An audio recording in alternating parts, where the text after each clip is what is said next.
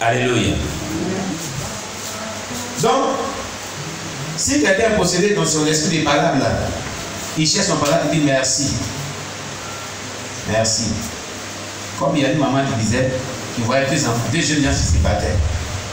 Le père dit, ils font pas bien. Où voulez-vous battre? Vous avez force. Vous avez force vraiment. Vous savez vous battre. Vous étiez, puis il y a eu des révélations qui n'ont pas de bonne Dieu.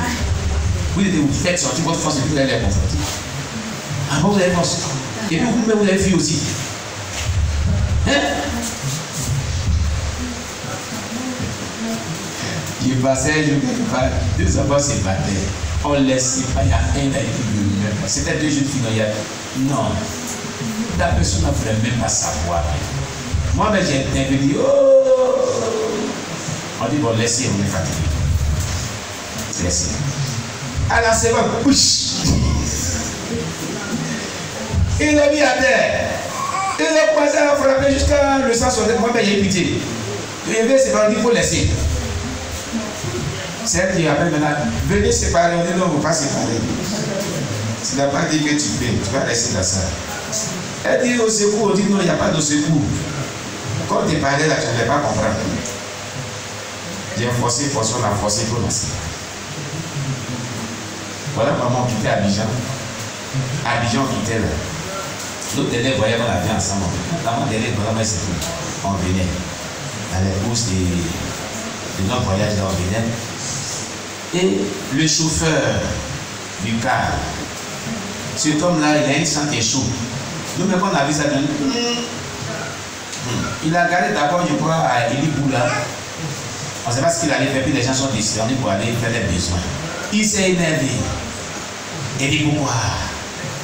Et quand il va arriver quelque part, il ne va pas carrément parce que tout le monde a fermé sa bouche. Dieu même avait mis le cœur sur tout le monde.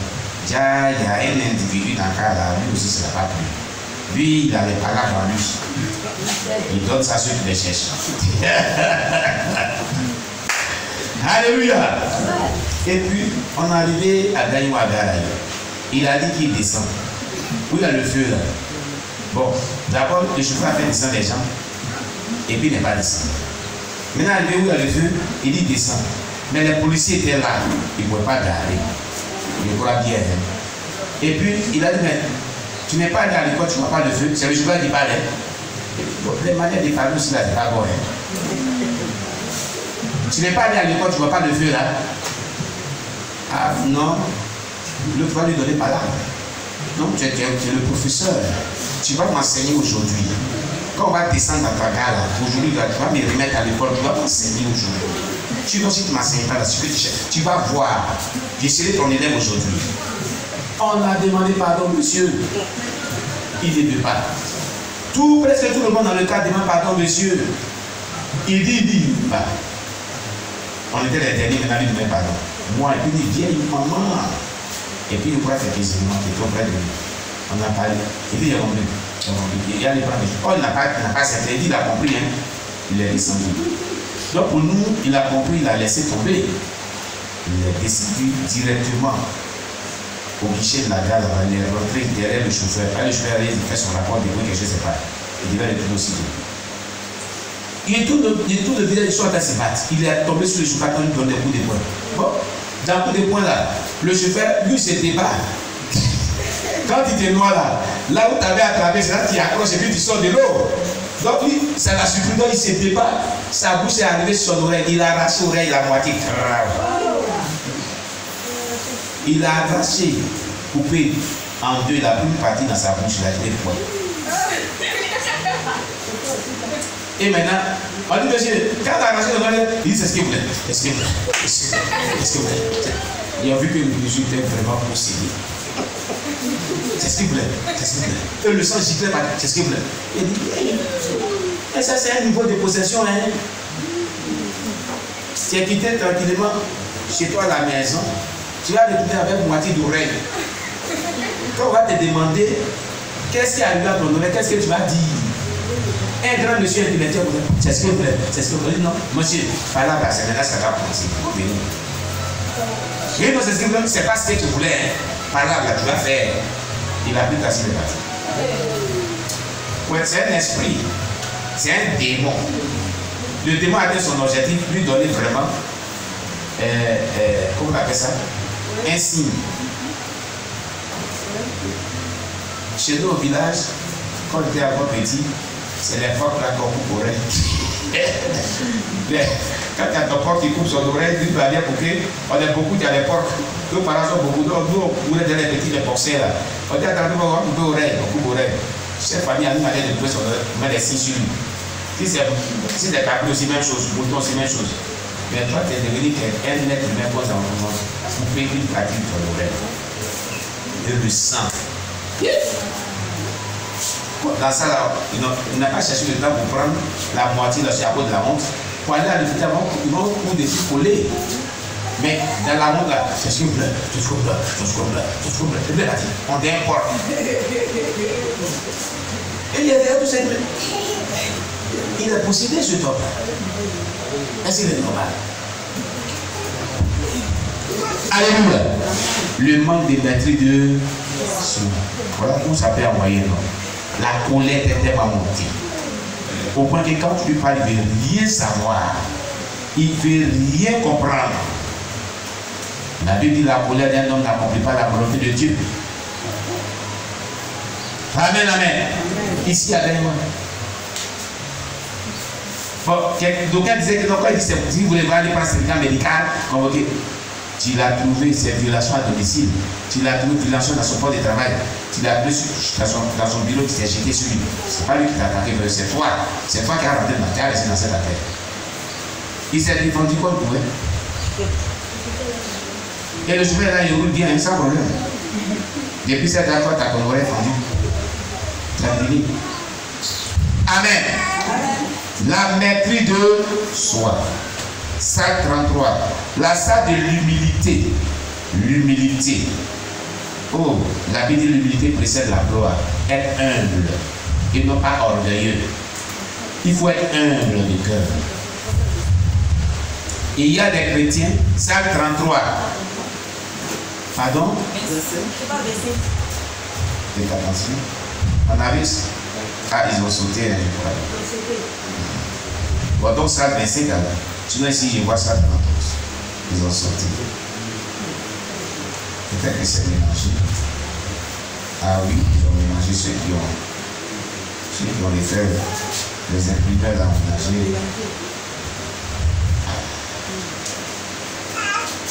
Ah, voilà une affaire. Voilà une affaire. Bon. Donc, c'est pas de ma faute. Moi, c'est ce que les voisins disent. Merci.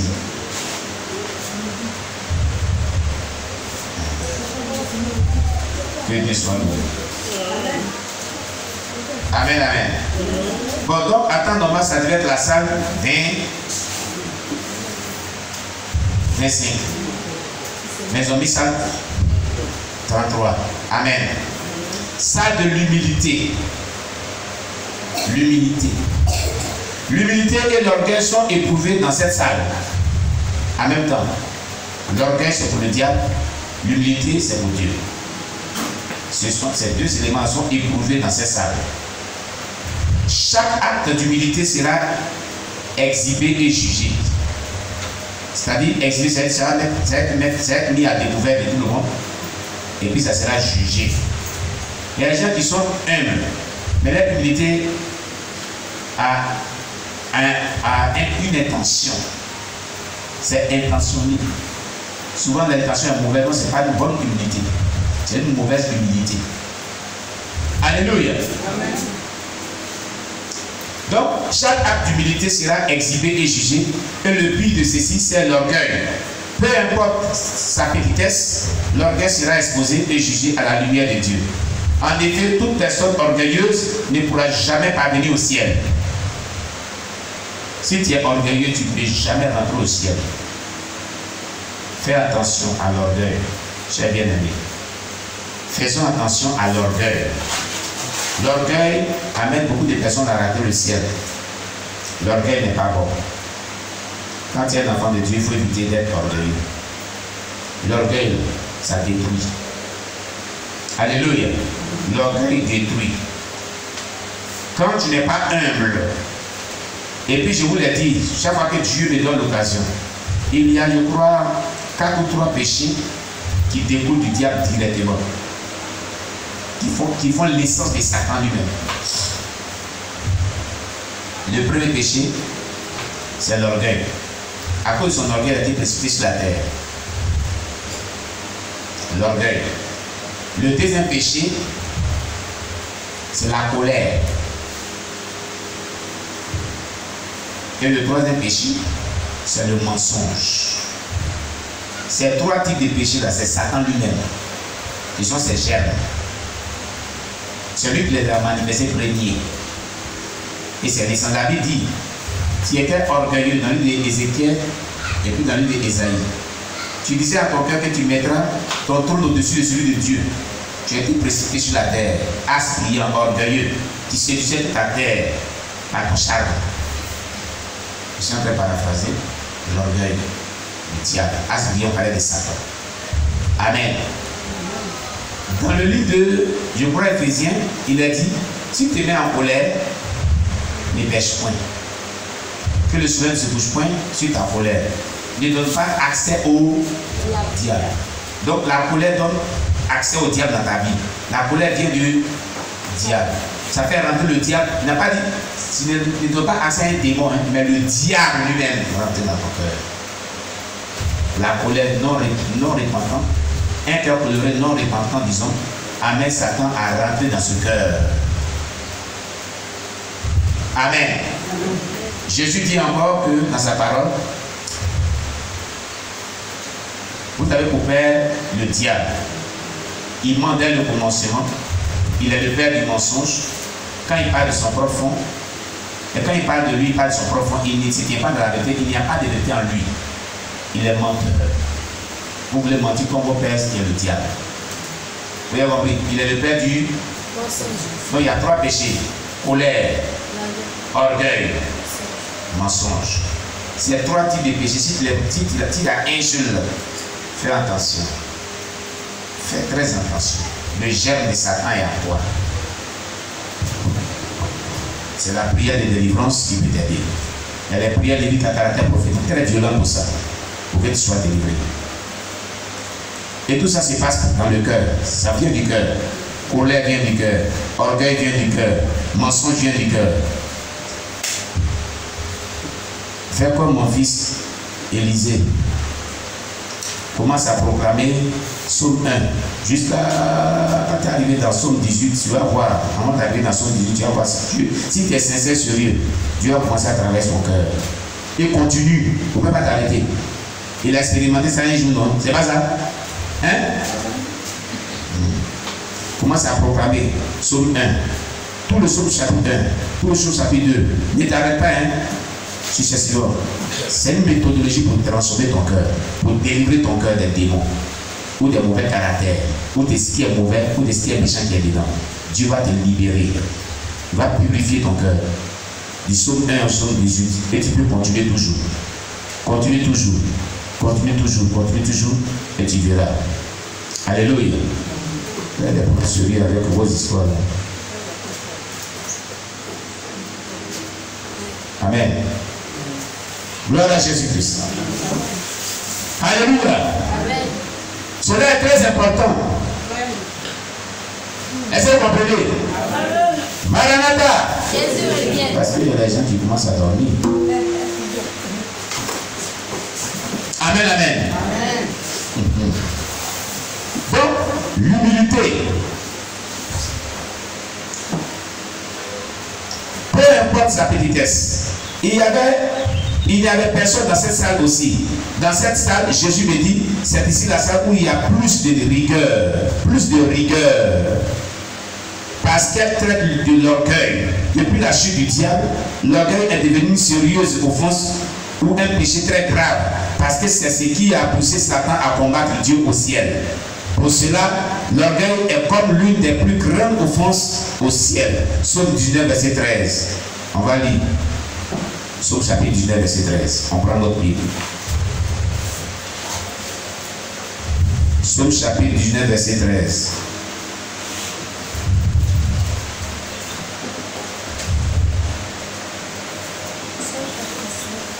Le verset 13 nous dit ceci.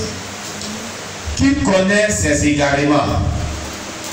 Pardonne-moi ce que j'ignore. On va lire le verset 14.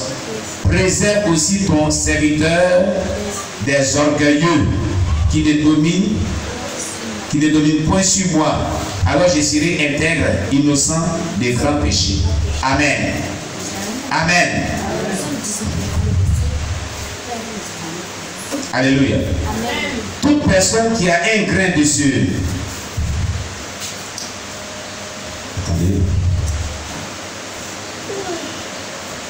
mal, même très petit, est vu comme Satan dans le ciel.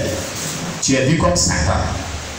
Tu as un petit grain d'orgueil en toi, tu es vu comme Satan. Voilà ce que Kingsley Bani dit. Jésus de le ciel, tu vois comme Satan. Petit grain d'orgueil là, tu es vu comme Satan. Petit grain de mensonge, tu es vu comme Satan. Petit grain de colère non repentant, tu es vu comme Satan. C'est ce que ça veut dire. Seul un petit nombre de personnes qui ne furent pas serviteurs de Dieu ont réussi à échapper à ce jugement. Il est très difficile à la plupart des serviteurs de Dieu de triompher de ce jugement, puisque presque eux tous ont en eux ce vice qui est l'orgueil. C'est un vice qui est en eux. Si cela n'est pas remarquable dans leur prédication, cela est dans leur habillement ou dans leur démarche que cela est constaté. Chaque chrétien est victime de l'orgueil, excepté un petit nombre d'entre eux. Et ce petit nombre est traité comme des personnes insignifiantes, c'est-à-dire des chrétiennes ou des chrétiens insignifiants. Mon fils, dis à mon peuple de crier à Dieu, d'enlever l'orgueil de la vie de chacun d'eux et enseigne-leur à être humble. À être humble. C'est ce que Jésus a dit à Kingsley Bani. Dieu nous dit de prier pour qu'il vienne enlever l'orgueil dans la vie de chaque personne. Et nous devons apprendre à être humble. À être humble. Très humble. Alléluia.